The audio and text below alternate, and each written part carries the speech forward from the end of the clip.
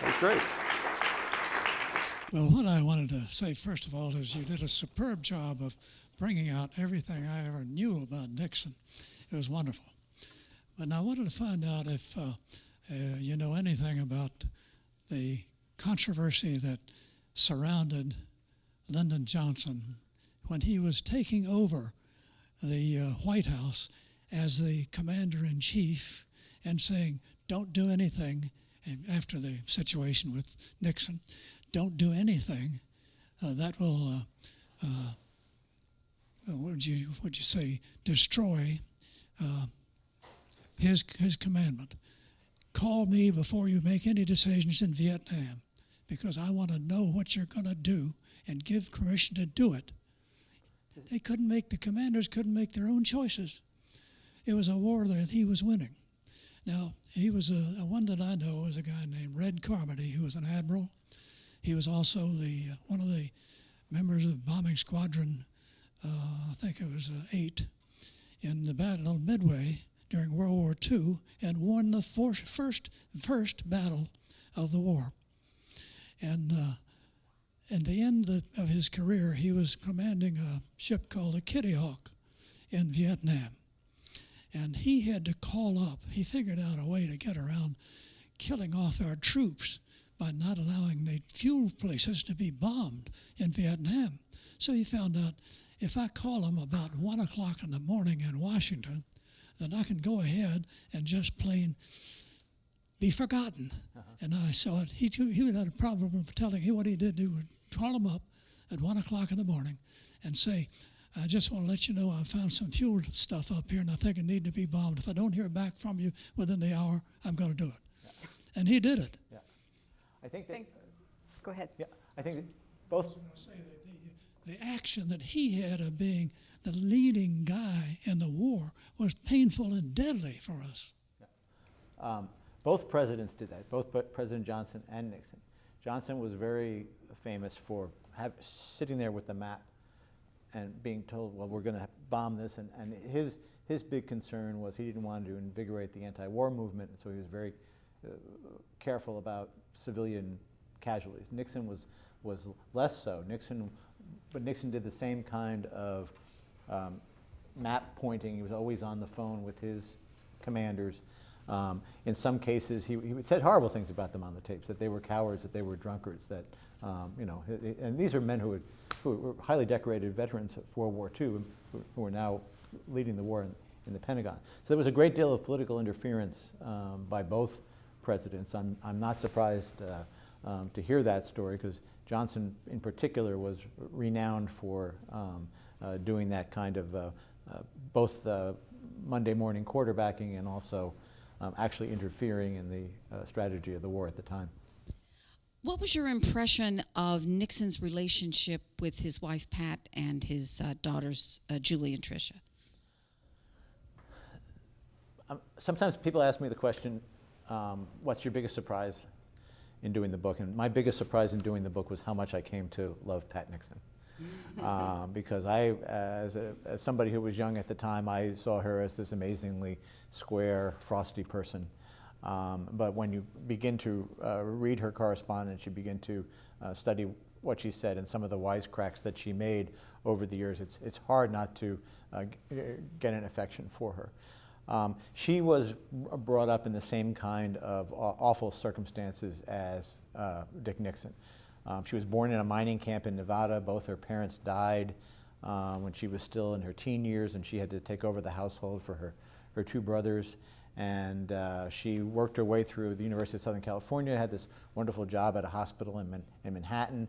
So she wanted to get out and see the world, and then she gets a job teaching school in Whittier High School, and she runs into this barrister named Richard Nixon at a community theater tryout. And he is immediately smitten with her, and he begins to call her in these very florid love letters that have survived, my Irish gypsy, my vagabond traveling soul. Together we're going to go out and do great things together. You can imagine Richard Nixon, and he's sitting there at his desk in his law office writing things like, well, the rains have passed and the sun is out, blessing this lonely barrister who's thinking only of his Irish, blah, blah, blah, blah, blah. And then Pat writes back, thanks for remembering my birthday, Dick. Why don't you come back Wednesday and I'll see if I can burn a hamburger for you. So she's trying to hold him off, and then there's a very famous story of she doesn't want to give in to this sort of peculiar guy, and Whittier is a very strict Quaker town, so there's no dancing or flirtation or drinking, and so she would go and stay on weekends with her sister in Los Angeles, and date while she was there. So the friends that she had made at USC and others, and Dick, desperate to be with her, would drive her from Whittier into Los Angeles on Friday night, drop her off knowing that she was going to be partying all weekend, and then come back on Sunday afternoon and pick her up and drive her back to Whittier, because that was the only time that he could get to see her. And so over time he wore her down, and he impressed her as somebody who was going to go somebody on a mission who was going to do great things, and she gave him a little figurine of a knight on a charger, a mounted knight on a charger, and when she finally was worn down and agreed to marry him, he writes her another one of these amazing letters in which he says, now, it is now our destiny to go forth together and do great things. And she fell for that, and obviously she saw in him qualities that would take him from nowhere to the vice presidency in 6 years, 5 times on a national ticket, and finally to the presidency on his second try. So I really drew affection for Pat. She was very sarcastic. She always wanted to sneak away and have a cigarette, and they never let her. And she was married to a very strange guy. The relationship endured, but if he had something to say to her or to his daughters, very often he would send an aide to say, tell Mrs. Nixon that, because he was not really good at interpersonal relationships. Front row. Just wait for Christina to come. Thanks. Thank you. Nixon is an incredibly fascinating character. So back to 1968, in the height of the Cold War, and the Soviet Union would sure seem like they'd prefer Humphrey over Nixon to win. And because their involvement in the peace process with North Vietnam, South Vietnam, doesn't seem like they would want that war to stop, because it was a horrible quagmire for us and not much for them. So is there another connection there that you didn't talk about? It was a roller coaster of a time. Lyndon Johnson gets his first message from the Soviets in midsummer, and he's trying very hard to have a SALT deal, a strategic limitations deal, with them before he leaves office, and he's trying very hard to solve that. There's a certain connective strand there, because as Nixon and Kissinger tried when they got into office, the idea was that you could link the things that the Soviets wanted to wean them off of the war in Vietnam, and SALT may have been, the cost of the strategic arms race may have been one of those things. But then in August they invade Czechoslovakia, and with that there goes SALT. And so it looks that there's not going to be any hope whatsoever. And then the feeler is sent again. And basically it was a fear of having Nixon as president, because they knew he was this resolute anti-communist. They figured that they could much easier get concessions out of Humphrey. So they were, there's no real mystery about their motives. And so they revive this connection, and once again they send a note to Johnson, and the phrase they use is that you do a bombing halt and we will have productive talks. If you go to the Johnson Library and you read through the memos, there's a great debate about this. Why are they doing this? Do they just want a bombing halt so that the North Vietnamese can recover from the hurt that they've just received from our retaliation from the Tet Offensive? Or is it sincere? Why are they doing this? And there's this amazing memo from Walt Rostow, who was the National Security Advisor to Lyndon Johnson, in which he says, you asked me to assess this. In the room last night there were 5 of us. It was Rusk and Rostow, Lyndon Johnson, and a couple of others who have been there from the beginning. We don't know that this is a guaranteed thing, but I can promise you that this is definitely something that we will all look back on and bleed if we don't try for it, which really does convince you that it was not a dirty trick like Nixon thought. They really thought they had something in hand. It's heartbreaking to think that this is what Lyndon Johnson believed, and then to go and put yourself in Dick Nixon's shoes and say, okay, he had the '60 election stolen from him in his mind, and there's a lot of proof that this was true. So to him, oh my God, this bombing halt thing is just one more Democratic dirty trick. They see that I have it in my grasp, and they're going to steal it from me one more time, and that provides him the justification to call up Anna Chennault and say, well, we're going to undermine the bombing halt. We're going to scuttle this. So it's tragic to think that there was this massive misunderstanding, and that possibly things could have been different if Johnson could have convinced Nixon that it was a sincere attempt at peace. Because Nixon didn't want the war. Nixon wanted to do great political things with the Soviets and the Chinese. He did not want to fight that war for 4 more years. He wanted it literally to be over. My sense is that as Nixon's reputation has undergone some rehabilitation over the years, that of his key cohort, Kissinger, has sort of gone the other way. He's become a very controversial figure. I'm curious as to whether any of your research led you to a conclusion as to whether Kissinger is either a public servant saint or a Machiavellian sinner.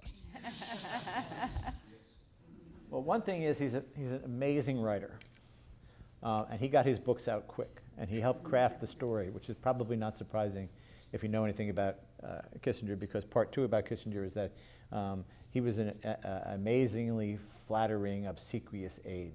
He comes across horribly on the tapes, saying, "Oh yes, Mr. President. Oh yes, well of course." There's a wonderful, again, it's tragic and wonderful at the same time, tape where Nixon wants to talk to John Connally, the Treasury Secretary, about something to do in Vietnam, and so he says, "Well, Henry, I think we need to talk to Connally about this because he has this animal decisiveness." And Kissinger says, "Yes, Mr. President, animal decisiveness." And then Nixon says, "I have that too, but I've learned to temper it over the years." And Kissinger says, "Yes, Mr. President, you've done a good job at tempering that, but you do have that decisiveness." And so that over and over and over again really erodes Kissinger's place. But on things like China, I mean, they were, and even Nixon said this, who was very upset that, Kissinger got the Nobel Prize and Nixon didn't, but they were on different tracks, but they saw, and it was hard not to see it. I mean, when you had the Soviet Union and China moving their divisions against that stupid river in Siberia and actually engaging in cross-border warfare in 1969, he would have to have been a really dumb president not to say, there's an opportunity to drive a wedge in the communist monolith here. So it wasn't great vision, but they certainly acted both strategically and Kissinger doing the tactical work, filling out Nixon's strategy, being the one who actually goes there and drafts the memos and shakes the first handshake with Zhou Enlai.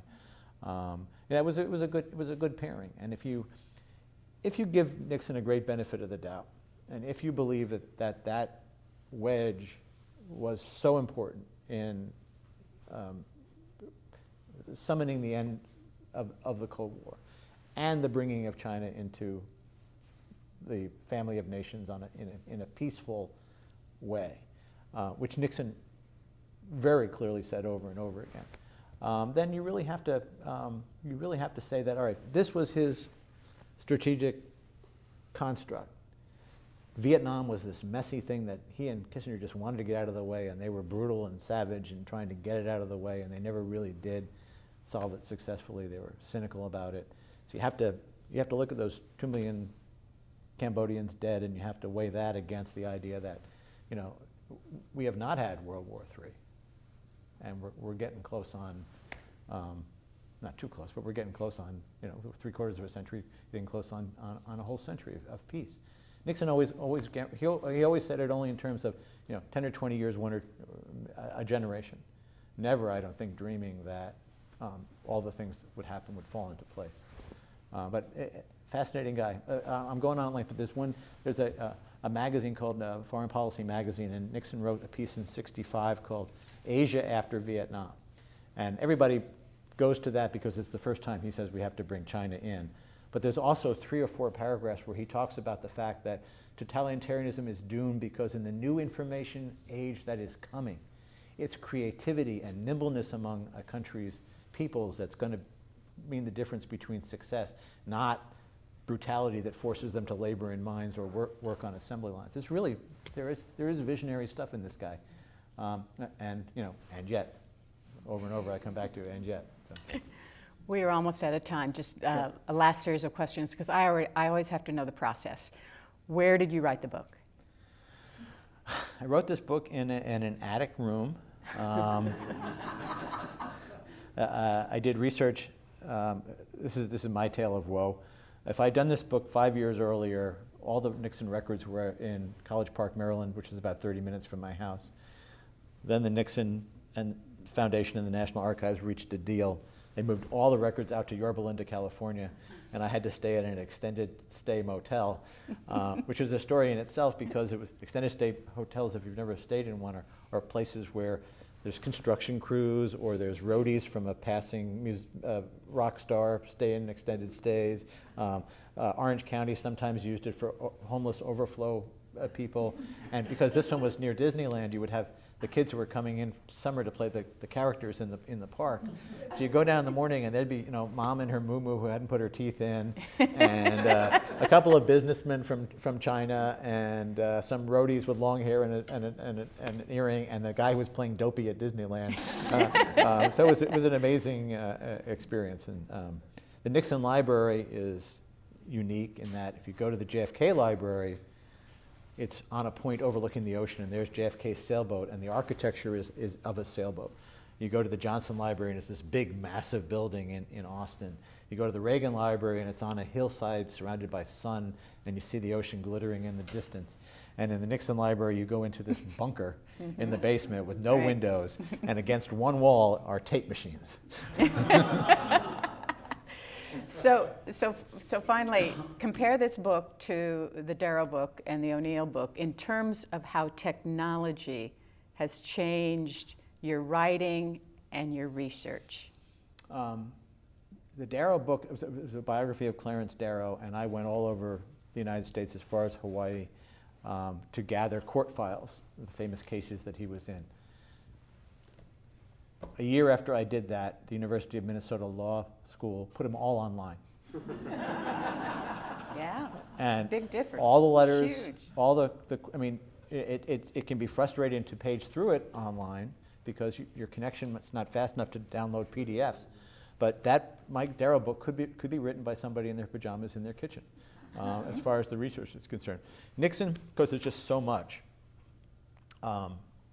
you still have to go there and wade through paper. You still have to, there are enough people who are still alive, you still want to go out and talk to them. But, for example, was it last fall or 2 falls ago, the Miller Center put 280 oral histories from Ted Kennedy's life online.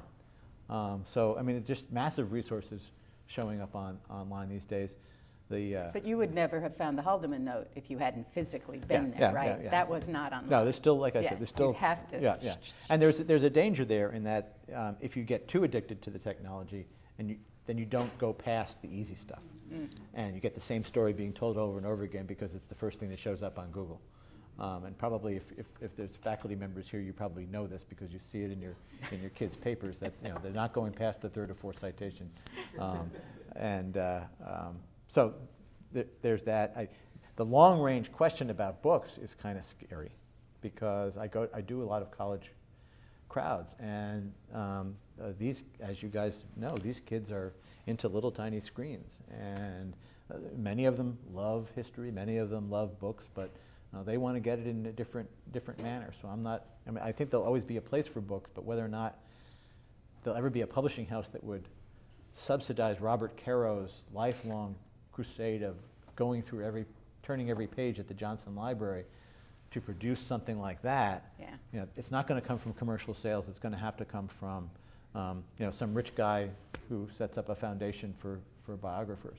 Well, speaking of commercial sales, the book will be for sale.